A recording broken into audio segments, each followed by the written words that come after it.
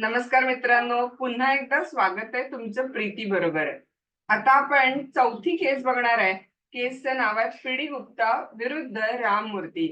काय झाले बघा, या केसमध्ये पीडी गुप्ता दिल्ली इथं प्रॅक्टिस करणारे ऍडव्होकेट आहेत. पीडी गुप्ता एका केसमध्ये एक स्त्री आहे विद्यावती, त्या विद्यावतीकडून वकील आहेत. विद्यावतीचा असा क्लेम आहे की श्रीकृष्णन दास नावाची व्यक्ती आहे, त्या व्यक्तीचा मृत्यू झालेला आहे आणि त्याच्या मागे त्याची भरपूर मालमत्ता आहे.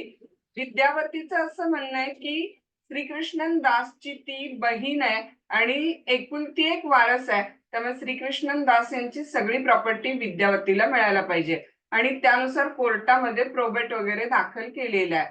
आता त्या दरम्यान एक व्यक्ती राममूर्ती आणि आणखीन दोघ जण पुढे येतात आणि ते म्हणतात की आम्ही श्रीकृष्णन दासचे वारस आहे, त्यामुळे त्यांची प्रॉपर्टी आम्हाला पाहिजे.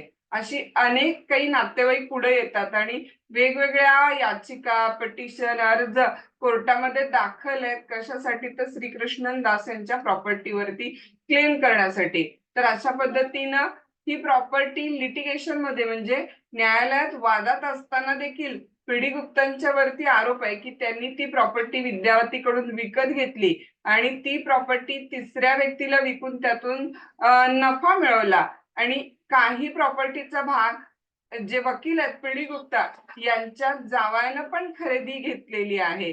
तर लिटिगेशन मध्ये असलेली प्रॉपर्टी म्हणजेच वादात न्यायालयात असलेली प्रॉपर्टी विकत घेण्याचा आरोप जे वकील आहेत पीडी गुप्ता त्यांच्यावरती लावलेला आहे. आणि याशिवाय आणखीन काही आरोप होते की ते खाजगी सावकारकी करतात, लोकांना व्याजानं पैसे देतात वगैरे. यांच्या विरुद्ध पीडी गुप्तांच्या विरुद्ध दिल्ली बार असोसिएशनच्या डिसिप्लिनरी कमिटीकडे तक्रार गेली. 1 वर्षाच्या आत दिल्ली बार असोसिएशनची डिसिप्लिनरी कमिटी त्या केसचा निकाल देऊ शकली नाही, त्यामुळे ती जी केस होती ती आपोआपच बार काउन्सिल ऑफ इंडियाच्या डिसिप्लिनरी कमिटीकडे ट्रान्सफर झाली. बार काउन्सिल ऑफ इंडियाच्या डिसिप्लिनरी कमिटीने म्हटलं की एखाद्या वेळेला कुणाला तरी पैसे उधार दिले म्हणून लगेच तो व्यक्ती खाजगी सावकार होत नाही, त्यामुळे बाकीचे आरोप सिद्ध नाही झाले पीडी गुप्तांच्यावर लावलेले.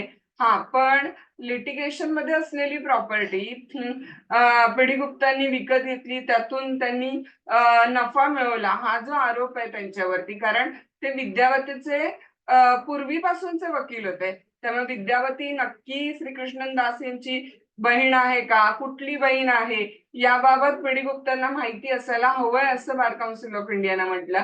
त्यामुळे वादात असलेली प्रॉपर्टी विकत घेतल्यामुळं पीडी गुप्तांच्या वरती प्रोफेशनल मिसकंडक्टचा आरोप सिद्ध होऊन बार काउन्सिल ऑफ इंडियाच्या डिसिप्लिनरी कमिटीने त्यांना 1 वर्षासाठी वकील म्हणून प्रॅक्टिस करण्याचं जे त्यांचं लायसन्स होतं ते सस्पेंड केलं.